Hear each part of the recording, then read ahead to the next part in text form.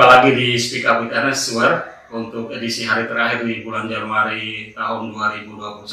Tepatnya hari ini, hari Minggu, tanggal 31 Januari 2021. Sebelumnya minta maaf dulu, manajemen atau tim Speak Up with Ernest dari Asus Channel memohon maaf kepada viewers, kepada teman-teman karena sudah beberapa lama tidak ada edisi baru dari Speak Up with Ernest atau Suar. Ini terjadi karena memang ada kesibukan dan baru kali ini ada edisi baru yang hadir untuk friend, untuk viewers semua.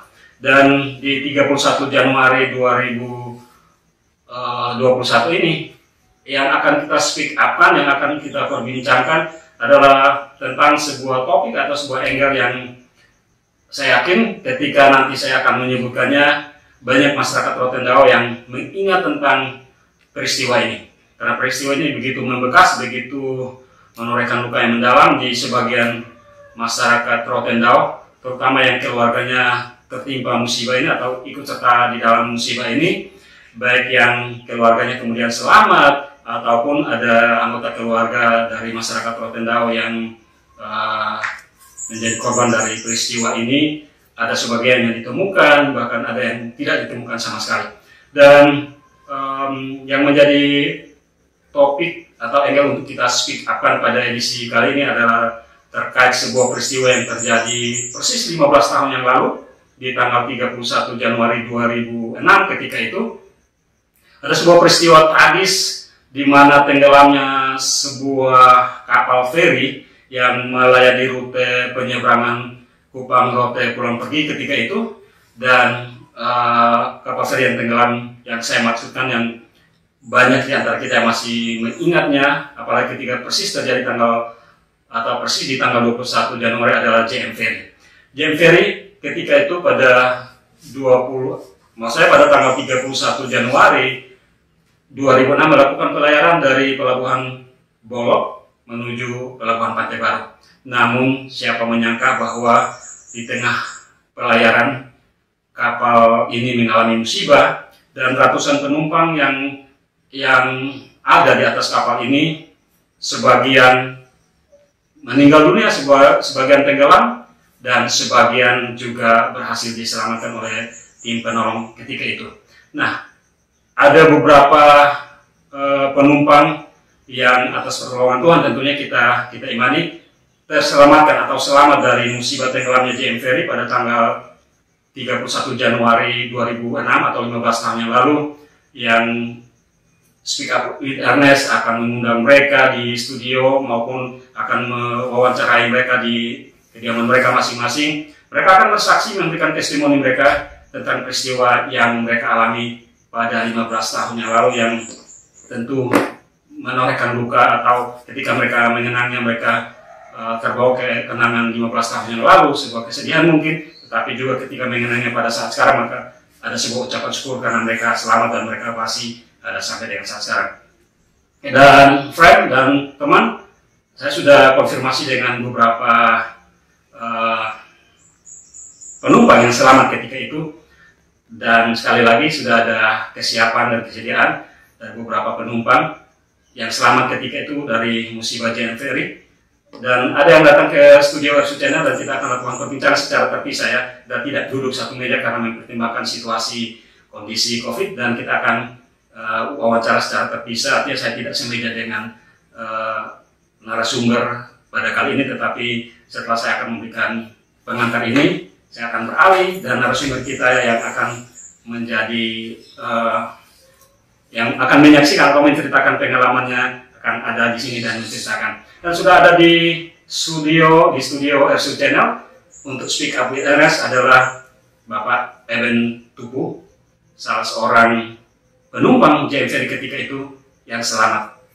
Bapak Eben akan bercerita kepada kita untuk mengenang kembali 15 tahun yang lalu seperti apa peristiwa yang dialaminya, pergumulannya di laut ketika itu, bahkan sampai dia selamat dan masih ada sampai saat sekarang. Inilah untuk Speak Up with Ernest Suar bersama Asus Channel mengenang 15 tahun tragedi tenggelamnya JM Ferry. Baik, Bapak Eben, terima kasih sudah ada di studio Asus Channel untuk kita bincang-bincang tentang sebuah peristiwa yang Bapak alami pada 15 tahun yang lalu, tepatnya 31 Januari 2006 ya Bapak. Sebelumnya, selamat sore Bapak Eben. Bapak Eben, sehat-sehat ya Bapak. Sehat. Minta terima kasih untuk waktunya Bapak bersedia hadir sini untuk bercerita dan untuk mengenang kembali sebuah peristiwa yang terjadi pada 15 tahun yang lalu. Bapak Eben masih dinas atau sudah pensiun Bapak Eben? Masih dinas. Masih dinas ya? 1-2 tahun lagi kan? Jadi saat itu kejadian itu saya belum PNS. Tidak, maksudnya untuk posisi sekarang Bapak Eben masih dinas? Masih dinas. 1-2 tahun lagi berpensiun Bapak? Iya. Oke. Iya, jadi ketika itu 15 tahun yang lalu Bapak masih tenaga kontrak, honor begitu? Tenaga honor. Iya, di dinas perhubungan. Oh, dinas perhubungan 15 tahun yang lalu ya. Oke. Bapak Eben, kita biasanya persis 31 Januari itu kita rutin tahu mengenang sebuah peristiwa yang sangat tragis ya, tenggelamnya JM Ferry, terlebih kepada termasuk Bapak yang mengalami sendiri waktu itu ya. Iya. Dari musibah itu, tapi kita bersyukur Bapak selamat. Bapak Eben mungkin bisa cerita tentang peristiwa 15 tahun yang lalu kok Bapak, bagaimana persiapannya sampai naik kapal dan pulang ke Rote dan peristiwa naas itu terjadi Bapak. Siap. Mungkin pada saat sore hari itu tanggal 31 Desember Januari. Tanggal 31 Januari 2006. Iya. Sekitar jam 4:30. Iya. Saya naik kapal JM dari Kupang menuju Rote. Iya. Jadi sekitar kejadian sekitar 7:30 atau jam 8 malam.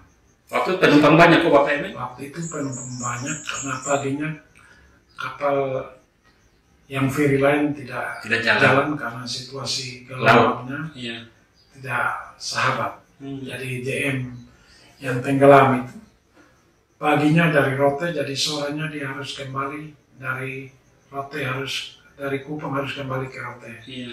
Ya, saya sebagai penumpang, saya naik dari Kupang sekitar 4:30. Dari Bolok. Iya. Kupang sekitar 4:30 menuju datang ke arah Rote. Jadi itu. Waktu posisi laut juga agak ini ya. Lagi gelombang. Jadi saya posisi dari sekitar 7:30 atau jam 8 malam. Bersesak-sesakan kah penumpang karena banyak kok Bapak Eben? Penumpangnya banyak. Mobil juga banyak. Kendaraan juga banyak. Iya. Jadi saat kejadian itu bunyi alarm itu sekitar 7:30 atau jam 8 malam. Ada bunyi alarm ya. Bunyi alarm. Tapi setelah mulai start dari Bolok itu sudah terasa gelombang kok Bapak Eben? Dari Bolok itu mungkin begitu keluar setengah jam itu belum. Setengah jam belum ya. Jadi dari setengah jam itu mulai gelombang semakin naik. Jadi sekitar kejadian itu 7:30 atau jam 8. Itu sudah malam ya waktu itu. Sudah gelap ya. Iya. Lantas begitu bunyi saya asik dengan almarhum Okto Kota dia. Iya. Lagi asik bicara-bicara, ternyata bunyi alarm tiba-tiba.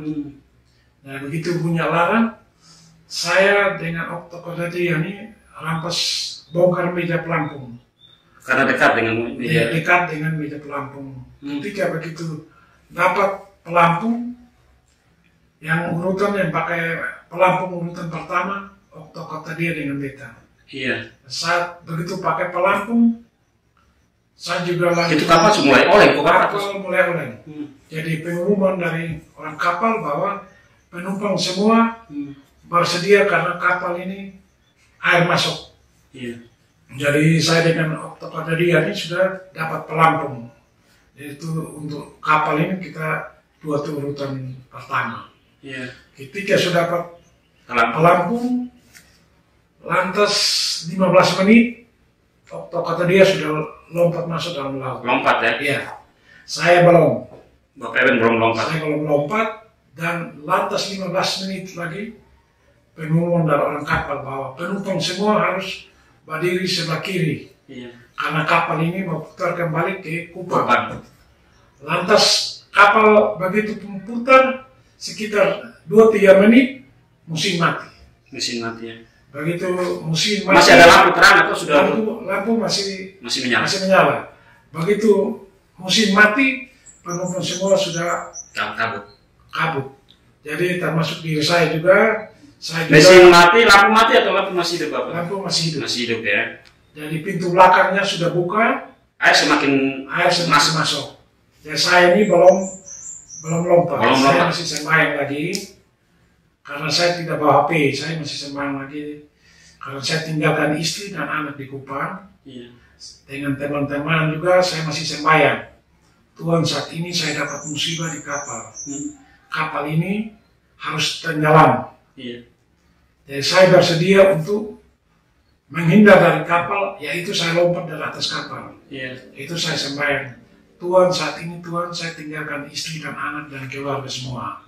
Dan Tuhan menolong saya, pasti saya akan selamat. Iya. Dan begitu amin, saya langsung itu pelampung sudah pakai pelampung. Saya sudah lompat di dalam laut. Bapak Eben lihat penumpang lain sudah berlompat yang lain yang dilompat dari arah Kupang dan sebelah kanan, saya sebelah kiri. Iya. Jadi saya sudah sebelah kiri saya sendiri. Sekitar 1 jam atau 2 jam itu saya bawa 1 jerigen 20 liter. Sekitar 2 jam itu saya sendiri. Lantas itu posisi kapal sudah tenggelam. Kapal sudah miring semua. Sudah miring. Tidak layak lagi untuk dilihat kembali. Ya, begitu saya sudah lompat dari atas, saya sudah menghindar kapal sekitar mungkin 50 meter. Iya. Lantas saya sudah tenang diri di laut dengan jerigennya 20 liter. Jadi ada pelampung sama jerigen lagi. Pelampung dengan pakai pelampung dengan jerigen.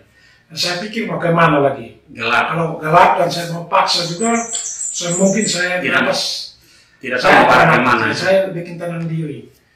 Kapan harus sampai? Ini Bapak sudah menjauh dari kapal? Saya sudah menjauh dari kapal sekitar 50 meter. Posisi kapal lampu masih menyala Pak? Lampu masih menyala. Masih menyala. Tapi penumpang pada bingung pada. Saya juga tidak kontak lagi. Iya kan sudah jauh. Karena saya sudah posisi jauh dari kapal dan saya berpikir kembali dari malam jam 8 sampai pagi itu harus berapa jam baru saya bisa lihat terang. Iya. Terpaksa saya tenang diri di laut. Jadi begitu satu rakit punya lewat, sudahlah sekitar dari tenggelamnya jam 8 sampai 2 jam itu baru saya rakit punya lewat, ada satu lewat di samping Bapak. Di samping saya. Iya. Jadi satu nomor bilang Om Eben gabung di sini sudah. Oh ada yang kenal, dia kenal Om Eben. Iya. Mungkin ada lampu di atas rakit atau karena di rakit kan dia sempat kasih nyala senter. Tapi saya kan sudah kasih nyala senter. Saya takut. Oh di darat. Di pelampung ini ya. Lantas saya menjawab iya, dan saya barana ikut ini rakit. Ya begitu dapat ini rakit, saya juga tergantung di rakit. Itu ada penumpang lain di atas rakit. Lain ada di rakit. Rakit dari kapal ini kan Bapak? Dari kapal. Iya. Termasuk orang kapal. Iya. Dan begitu sampai di situ, saya juga bergabung dengan teman-temannya di situ. Sekitar ada berapa orang di atas rakit? 6-7 orang. 6-7 orang. Tapi malam itu saya sudah kenal siapa ini, si A atau si B tidak kenal. Iya. Karena sudah gelap. Iya. Jadi saat pagi itu baru saya kenal. Yo ini. Jadi sekitar pagi belum ada pertolongan. Sekitar saya lepas rakit itu sekitar. Bapak tadi melepaskan diri dari rakit? Lepas dari rakit, sekitar kita 4 orang. Karena apa sehingga melepaskan diri? Karena rakitnya tali sebelah juga putus. Oh begitu. Jadi saya berpikir kembali, kalau saya menunggu sampai malam juga pasti tenaga saya juga soal. Jadi saya ambil keputusan lepas dari rakit sama teman-teman ada 4 orang. Ini sudah pagi, sudah dapat lihat jam 10. Sudah dapat lihat Pulau Timor dan Rote. Iya. Pada posisi itu Bapak Eben mengarah ke mana tuh? Saya menghadap ke arah timur. Ke arah timur ya. Timur. Lantas 4 orang ini kita berenang di tengah laut. Jadi 4 orang melepaskan diri dari rakit. Iya. Berarti tinggal 3 atau 4 orang di rakit. Iya, 4 orang itu yang tinggal di rakit dan 4 orang itu sudah lepas dari rakit. Iya. Lantas dari jam 10 mungkin belum ada lihat kapal atau apa yang belum. Ya memang pagi sekitar jam 6 itu kan helikopter sudah lewat. Iya, seputar-putar. Jadi kita juga bersedia tapi pertolongan belum tiba di tempat tujuan kita. Ya sekitar jam 10 lepas rakit jam 12 siang. Pas saya arah ke depan, angkatan laut punya kapal muncul. Saya pikir Tuhan sudah buka jalan. Bapak Eben masih dengan temannya lain atau masih orang? Masih orang. Lagi berenang di tengah laut. 4 orangnya itu juga ada pakai lampu juga ya. Itu 4 orang itu Bapak Eben kenal sama siapa? Termasuk Novi Bilik. Termasuk dia suaminya Iwan Pelo. Iya. Yang sisa itu 2 orang itu belum tahu nama. Iya. Lantas saya bilang ini Tuhan sudah buka jalan karena kapal sudah menghadap ke depan kita. Iya. Lantas sampai di depan kita kapal lari terus sekitar.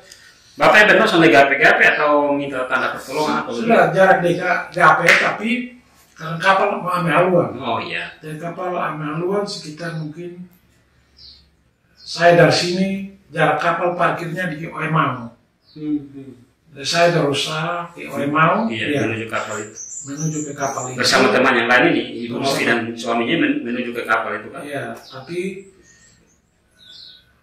saya duluan. Iya, Bapak. Saya duluan, saya tiba di kapal itu, saya kurang kontrol teman lagi. Iya. Karena saya tiba di kapal, begitu saya naik tangga ke 6, saya capek, saya turun ke tangga ke 5. Iya. Habis ambil napas, naik ke tangga ke 6, ke 7, saya bilang, Angkatan Laut kan lagi di kapal. Iya. Pak, bantu saya dong. Ini ABK ada lihat Bapak Emen ada naik kan? Iya. Pak, bantu saya, masa Pak menonton begitu. Lantas 4 orang langsung di atas kapal langsung pegang tangan saya dan saya masuk ke dalam kapal. Iya.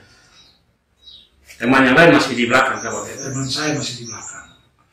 Setelah itu ada teman yang menyusul juga kok sampai dan naik juga. 15 menit lagi dapat teman saya Yusuf namanya. Jadi kita sama-sama di kapal. Ibu Novi dan Iwan dengan suami yang kapal lain lagi. Karena situasi kapal itu ada 2. Iya. Yang jaraknya jauh sama. Jadi terpaksa kapal itu dia masuk di tempat kita karena harusnya keras. Iya. Jadi kapal dua menunggu, Ibu Novi dong menunggu di rakit. Iya. Jadi saya duluan yang kapal yang pertama. Iya. Jadi yang berhasil naik adalah Bapak Eben dengan Bapak Yosodak saja. Yosodak. Kemudian kapal kedua baru si Novi Bilik dalam yang sementara di rakit. Ya Bapak Eben dengan Pak Yus naik, kemudian kapal masih terus putar-putar cari penumpang lain lagi. Kapal itu langsung di jalan karena ada 2 kapal. Jadi jalan itu yang ketemu Yosodak dapat muat Yosodak ini. Oh, di tengah. Saya naik duluan sekitar 15 menit baru dapat. Ketika Bapak Eben naik di atas ada penumpang lain yang di atas. Yang selamat ataupun yang meninggal sudah ada di atas. Atau apa yang lain meninggal saya sempat, tapi yang selamat itu posisi saya naik sudah banyak di atas kapal. Kemudian Bapak Rom dibawa ke rumah sakit. Ke Teno Teno kemudian dari turun dari Teno langsung menuju ke rumah sakit sampai sekitar jam 5 sore ya Bapak. Iya, saya tiba di rumah sakit sekitar jam 5. Jadi saya minta dokter semua ditahan dari kapal ini. Penumpang semua ditahan, saya sendiri yang minta izin dokter. Saya pulang karena saya juga keluarga saya juga menunggu. Tapi Bapak Eben posisi waktu itu fisik masih ini kan? Sampai di rumah sakit masih kuat. Sehat, jadi saya ngomong dengan Pak Dokter, saya pulang ke rumah saja. Nanti besok saya menghadapi. Iya, karena keluarga tentu sangat keluarga banyak sudah tiba di rumah sakit, jadi biar saja. Bapak Eben apa perasaan Bapak Eben ketika lihat kapal ada di depan, kemudian berusaha menuju kapal dan kemudian sampai naik ke atas kapal itu, setelah sampai di atas Bapak Eben perasaan seperti apa rasanya? Jadi saya sampai naik di atas kapal itu baru saya rasa lega. Karena sebelum itu saya berpikir itu 1 dalam 2. Iya. Karena gelombang juga lagi keras, arus juga lagi keras. Jadi saya dapat naik kapal itu pertolongan Tuhan juga. Tadi kan sebelum melompat itu Bapak Eben kan berdoa minta pertolongan Tuhan, dan memang benar-benar Tuhan menolong Bapak Eben. Ketika sampai di atas kapal minta terima kasih lagi atau di dalam hati bagaimana Bapak Eben? Saat saya duduk di atas kapal, saya sudah sadar, saya juga minta terima kasih. Dalam hati ya Bapak Eben ya. Karena saya juga berjuang, tapi Tuhan yang memang. Iya, Tuhan yang menolong Bapak Eben. Karena ketika saya sembahyang itu, saya bilang, Tuhan, saat ini saya dapat musibah di tengah laut, kapal ini yang saya naik ini dia harus tenggelam. Dan saya menghindar dari kapal, saya masuk dalam laut, dan saya berusaha, saya tinggalkan, saya sembahyang, saya tinggalkan istri dan anak semua. Kalau Tuhan hendak saya pasti bertemu kembali istri dan anak. Waktu itu posisi anak seberapa Bapak Eben? Anak 2 jalan 3, istri saya lagi hamil, menunggu melahirkan. Bapak Eben, ini beta dengar cerita siapa betul Ko Soleh, mungkin ini main gila atau mana, kan ada teman yang cerita, mungkin dia pernah dengar dari Bapak Eben. Bapak, dia ceritanya begini, Bapak Eben bilang, Tuhan, kalau beta selamat, beta jadi beta jadi Tuhan murid. Betul seperti itu ada. Itu ya rumor saja. Tapi saat itu saya sembahyang bahwa begini, Tuhan saat ini saya sudah dapat musibah di tengah laut. Jadi saya harus menghindar kapal ini. Kapal ini harus tenggelam. Tuhan saya tinggalkan dari rumah, saya tinggalkan istri dan anak, dan keluarga semua, termasuk teman-teman. Kalau Tuhan menerima saya, pasti saya akan kembali ke keluarga dan istri dan anak. Waktu itu Bapak Eben seberapa lama di Kupang? Jadi harus pulang hari itu ke Rote? 2 hari. 2 hari di Kupang. Dan saat itu, besoknya tenggelam, hari malam ini saya dapat mimpi. Ada tanda-tanda apa? Ada tanda-tanda. Tandanya apa? Saya dapat mimpi bahwa saya naik di satu gedung yang tinggi, yang mewah. Saya sendiri akui pribadi saya. Saya bisa melalui turun ke bawah, ini kok ketinggiannya tinggi sekali. Tapi saya renungkan kabar, saya bisa di gedung yang mewah. Ternyata besoknya saya mau berangkat, saya masih di Okto ini kan satu mobil. Dengan almarhum kan kawan dekat. Kawan saudara. Saya dan dia satu rumah di Rote. Jadi pulang sama-sama. Dari rumah ke Bolok, pakai satu mobil. Bolok sama-sama. Lantas saya bilang Okto tadi malam tuh saya mimpi, saya naik di satu gedung yang mewah. Tapi saya analisa ini, saya termasuk juga main di gedung yang mewah. Saya lihat turun kok ketinggiannya terlalu. Lantas Okto juga, Ewen, almarhum ini. Dia bilang apa? Saya juga kemarin saya mimpi saya kembali di Wanisu. Bapak Okto almarhum cerita begitu. Lantas saya sudah di waktu bunyi alarm, baru saya sadar. Ini mimpi saya. Ini mimpi saya malam itu ada petunjuk, tapi memang setan juga lebih kuat. Bapak Eben, jadi dari peristiwa, terus sampai di rumah sakit itu, Mama dan anak sudah tahu kok belum, Bapak? Karena saya sudah tahu kapal yang Bapak Eben naik musibah, maksudnya. Waktu saya tenggelam. Saya waktu tenggelam malam itu teman saya nama Roni Manfe. Dia teman akrab saya. Dia nonton di TV bahwa JM tenggelam Kupang Rote. Tenggelam. Jadi dia cek saya, jadi pulang ke Rote atau tidak. Jadi tiba di rumah. Cek di rumah. Ternyata istri saya bilang sudah dia sudah berangkat. Aduh, bahaya ini JM. Ada tenggelam di TV. Jadi Mama dong mulai kalang-kalang. Semua kalang-kalang. Jadi teman-teman saya banyak menuju ke Bolok. Jadi waktu itu teman-teman yang menuju ke Bolok, karena ramainya di Bolok, jadi dong jalan kaki dari Bolok menuju Tablolong. Sepanjang laut. Jadi itu saat yang mungkin dapat pengalaman saat itu yang. Bapak Eben, saya dari cerita Bapak tadi saya menarik kesimpulan bahwa setelah atau saat kapal itu oleng, Bapak seperti tidak cukup panik, menenangkan diri untuk mengambil keputusan saat mana melompat. Seperti itu, Kak? Saat itu waktu kapal oleng itu, itu belum ada tanda untuk bunyi alarmnya belum. Bunyi alarm belum. Kita asik dengan bicara. Jadi ketika bunyi alarm, saya kalau kabur. Begitu bunyi alarm ini double terus. Jadi itu sudah ada feeling bahwa kapal akan tenggelam. Karena itu sudah kode-kode bunyi alarm itu. Jadi ketika dia punya larang, si Okto Kotadian, almarhum ini, langsung menghadap di meja pelampung. Jadi begitu buka pintu meja pelampung, dapat pelampung, ya itu saya juga dapat pakai pelampung bersama Okto Kotadian dengan teman-teman yang lain. Ketika begitu pakai habis pelampung, si Okto Kotadian bilang, Eben, di jargen ini, Om Eben pegang satu, saya pegang satu. Ada 2 jargen? Karena dia ada kerja proyek rumah sakit. Oh ini? Bapak Okto yang bawa tuh jargen? Iya, karena di proyek di rumah sakit. Jadi hanya kesan Eben pegang satu, saya pegang satu. Nah, saya masih duduk tenang. Bapak almarhum Okto sudah lompat ke belum? Belum. Jadi waktu pakai pelampung sekitar 15 menit, Okto tidak. Begitu dipakai air pelampung 15 menit, dia kesan saya pegang pelampung pakai babai sama jargen itu tutup mulut. Oke, saya siap nanya dia. Lantas 15 menit itu langsung tiba-tiba dia tidak pamit saya, dia sudah lompat. Dia sudah sampai tegur. Dia dengan ajudannya Pak Sekda. Oh, iya, yang Ado itu, yang Chris. Bukan Chris. Ini Sapa Ado. Iya. Lantas dua sudah lompat. Saya belum bisa lompat. Itu Bapak Eben belum ikut lompat karena saya masih duduk tenang. Masih menenangkan diri kan? Saya berpikir juga tidak melompat, salah melompat juga salah. Karena saya menunggu kapal yang terakhirnya. Menunggu perkembangan kapal.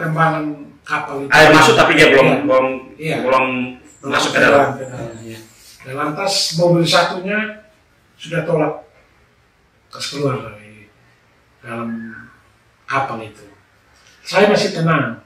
Jadi itu saya desikan tidak mengizinkan lagi. Artinya kapal harus tenggelam baru Bapak Eben. Kalau penumpang semua dari dek bawah, dek atas sudah berteriak. Lantas saya duduk, saya habis sembahyang. Bapak sembahyang lagi ya? Saya sembahyang lagi. Iya, sembahyang sebelum mau lompat ini. Iya, yang mau terakhir. Iya. Saya bilang, Tuhan, saya saat ini musibah ini sudah terjadi di kapal, jadi saya harus lompat dari kapal. Jadi saya tinggalkan istri dan anak dan saudara semua dan teman-teman. Kalau Tuhan hendak saya, pasti saya akan tiba kembali ke tempat tujuan. Itu doa Bapak. Jadi itu habis, langsung lompat. Saya lompat. Saya dari ketinggian yang tinggi. Lompat dari dek atas. Dek atas. Saya langsung terjun ke bawah.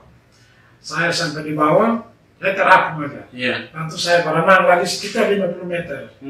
Saya bawa di jargen dan saya duduk tahan di jargen dalam laut. Jadi tidak pikir saya kemana-mana. Saya tenang saja. Karena saya pikir kalau kita paksa berenang, kehabisan nafas. Karena pulau juga kita laut, tidak tahu mau akan semua sudah dapat bayangan ini dia kemana.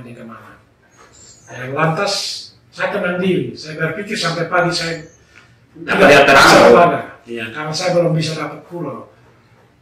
Jadi saya tenang diri. Ketika 2 jam. Berapa lama bertemu? Oh ya 2 jam berapa rakit ketemu? 2 jam itu baru rakit ini lewat samping. Berdekatan sama saya. Lantas ada yang bertanya, memang gabung aja di sini. Saya gabung, tapi saya sudah tahu siapa dia. Gelap, siapa dia saya tidak tahu. Lantas sudah lagi karena berdekatan telah.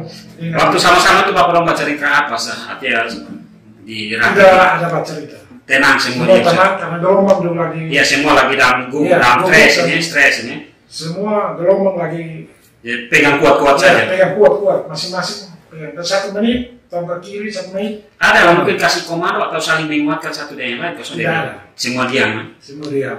Lantas Nona satu berdekatan dengan saya sempat Nona yang marah.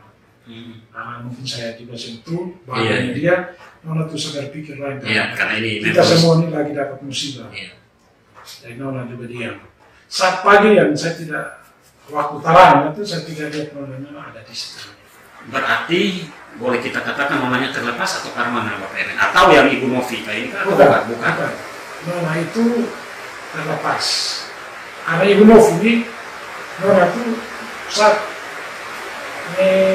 senter yang dari pelampung ini, ada yang sempat masih menyala sempat mau kan kita Novi-nya di sebelah. Iya. Di saat pagi itu ada kita lihat Novi sama suaminya.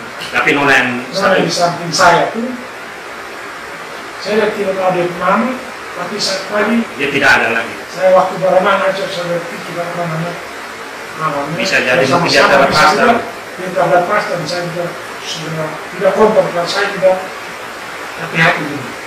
Iya Bapak Eben. Jadi memang selain pertolongan Tuhan memang ada hikmat juga yang menuntut Bapak Eben sehingga Bapak Eben tidak buru-buru untuk lompat, tapi ya Bapak Eben menunggu saat yang tepat baru lompat dan memang akhirnya Bapak Eben memang sampai sekarang sepertinya potong belum tahu ya, dan potong sebenarnya ada punya kewenangan untuk tahu, tapi kalau menurut Bapak Eben waktu itu musibah itu terjadi karena apa sih? Ada kan yang kita baca ada yang bilang kemudi patah, ada yang bilang apa ya, cuaca kurang bagus, tapi menurut Bapak Eben sendiri artinya ini tidak jadi masalah. Kalau menurut saya saat pagi saya ke Bolok. Iya. Saya tiba di Bolok tujuan mau berangkat ke hotel. Iya. Saya bertemu dengan Yosua juga. Iya. Lantas teman-teman yang lain di Bolok itu yang menuju ke hotel juga, karena kapal ferry yang lain mau berangkat ke Rote, ada mau berangkat ke Alor, dia tiba di Pulau Semau, dia kembali karena dia tidak sanggup karena gelombangnya tinggi, jadi kembali hanya ferry Rote ini pos dia yang tenggelam ini posisinya dia dari Rote menuju ke Kupang. Dia tiba di Kupang, penumpang banyak, dia paksa untuk kembali. Kita sebagai penumpang kita juga inginnya cepat kembali, tidak mempertimbangkan cuaca dan lain-lain. Ya, kita kapal jalan ya kita juga hidup. Iya, jadi memang menurut Bapak Eben itulah penyebabnya, artinya manajemen dan kapten ini karena melihat penumpang banyak mereka mau mengambil peluang itu ya, sehingga memang otoritas pelabuhan juga mengizinkan juga mengizinkan kapal jalan juga. Dan memang sampai sekarang kita tidak tahu, itu hanya mereka saja. Tapi saat itu kalau saya di dek atas di goyang juga. Ketika Om Okto dia mau makan, kan saya di Om Okto ini adalah nasi bungkus. Iya. Saat Om Okto mau makan, saya mau makan, tapi saya mau pakai tangan, saya mau. Jadi mau pakai sendok. Disuruh saya, dan saya siap untuk ambil sendok di kapal. Saya turun di bawah, ternyata gelombang kalau keras di bawah. Jadi saya bawa sendok datang, kenapa masih ini minum agak keras ini. Jadi sendoknya ada, aku belum mau makan. Sampai menunggu terjadi punya alarm, untuk sudah dimakan. Bapak kan ada juga yang bilang karena tali dari pengikat dan penang dari sejumlah okot itu putus sehingga kendaraan miring ke sebelah, itu bisa segera. Ya, saya dengar seperti itu karena talinya keseimbangan kendaraan yang di atas itu karena mungkin gelombang goyang, talinya kuat-kuat, akhirnya banyak kendaraan tertutup di dalam, sehingga miring dan kendaraan satu yang memperoleh keluar. Baik. Bapak Eben sudah setelah peristiwa itu dan Bapak Eben selamat, biasa kalau tiap tahun tanggal segini Bapak Eben masih mengingat dan membayangkan kembali lagi peristiwa itu atau tidak sampai dengan saat itu? Saya membayangkan. Tetap. Saya membayangkan, saya hanya pas waktu saya sembahyang. Iya, kita terima kasih kepada saya. Jadi saya juga berusaha tapi Tuhan menolong saya. Ya, artinya hikmahnya dari peristiwa itu Bapak Eben selalu bersyukur karena kalau selamat sampai dari saat sekarang bukan karena kuatnya Bapak Eben, tapi karena semata-mata pertolongan Tuhan. Saya juga berusaha tapi Tuhan menolong saya. Sampai sekarang ketika tanggal 31 selalu mengingat dan selalu menaikkan syukur kepada Tuhan ya. Untuk keluarga juga ketika Bapak Eben selamat mereka juga bersyukur Bapak Eben ya. Baik Bapak Eben, terima kasih untuk kehadirannya di sini, sudah berbagi cerita dengan kita dan nanti dengan postingan ini tentu banyak orang yang menyaksikan cerita dari Bapak Eben tentang 15 tahun yang lalu ketika sebuah peristiwa musibah tenggelamnya JM Ferry menimpa masyarakat Rotendao, dan banyak juga yang tenggelam, tetapi banyak juga yang selamat karena pertolongan Tuhan, Bapak Ibu. Ya. Kalau menurut versinya memang salah satu penyebabnya karena penumpang terlalu banyak juga, Bapak Ibu. Karena itu betul, karena memang penumpang pagi kan ferry, semua ferry sudah jalan, jadi dari Rote menuju dari Kupang menuju Rote tidak jalan, yang jalan hanya ferry JM. Dan kalau tidak salah waktu itu juga pas musim mau tes PNS, jadi banyak juga yang dari Kupang yang Kupang dari Kupang ke Rote untuk ikut tes, ya Bapak Ibu. Jadi saat itu juga memang kalau mau bilang tidak gelombang, memang gelombang. Iya. Karena pagi juga ferry yang lain mau menyeberang, 1 jam keluar dari Bolok, tidak mampu lagi kembali. Tapi karena ferry ini rasa dari Rote dia lolos, dia juga mau kembali. Itu persisnya Bapak itu sudah artinya malam, tapi mungkin Bapak itu sudah di tengah Lolok lokasi tenggelamnya atau sudah masuk Lolok. Cuma masuk baru masuk. Cuma lolos untuk ke Pulau Kambing. Oh begitu. Oke, dan masih terbawa kosong deh Bapak ketika naik kapal sampai sekarang Bapak selalu ingat rasa takut begitu, masih ada atau tidak? Kalau saya tidak takut. Tidak takut lagi. Dari kejadian sampai saat ini, kalau saya mau menyeberang, saya tidak takut, karena saya juga yakin kalau saya tidak bikin seseorang pasti Tuhan bisa menolong saya. Oke, sekali lagi terima kasih Bapak Eben untuk kehadirannya untuk kita bincang-bincang di Speak Up with Ernest di RSU Channel. Kiranya kesaksian Bapak Eben ini menjadi berkat bagi orang dan membuat orang juga atau siapapun kita harus hati-hati dalam misalnya hendak bepergian ya Bapak Ibu, karena sesuatu musibah bisa menimpa kita, dan kalau kita mau sendiri atau kita cukup bijak maka kita bisa terhindar dari situ. Terima kasih Bapak Ibu. Terima kasih banyak, Pak. Oke. Itulah testimoni dari Bapak Eben Tupu, salah seorang penumpang JM Ferry pada tahun 2006 yang selamat. Bagaimana selamatnya, caranya, dan pergumulannya di laut, Bapak Eben sudah ceritakan untuk kita semua. Kita berharap bahwa peristiwa tragis yang terjadi 15 tahun yang lalu itu, kita berharap bahwa ke depan tidak akan terjadi lagi tentunya. Tetapi yang inti adalah kita mesti mawas diri, berhikmat dan bijak dalam melihat situasi dan kondisi cuaca ketika hendak kita bepergian baik dengan moda transportasi laut, darat maupun udara. Baik, friend, sahabat, masih di Speak Up with Ernest RSU Channel, dan sekali lagi mari dukung channel ini, RSU Channel, melalui acara atau melalui konten Speak Up with Ernest dengan cara like, comment, subscribe, dan share, sehingga konten ini terus ada dan terus berkembang dan terus menyajikan materi-materi atau konten-konten yang tentu sangat berguna bagi sahabat tentunya.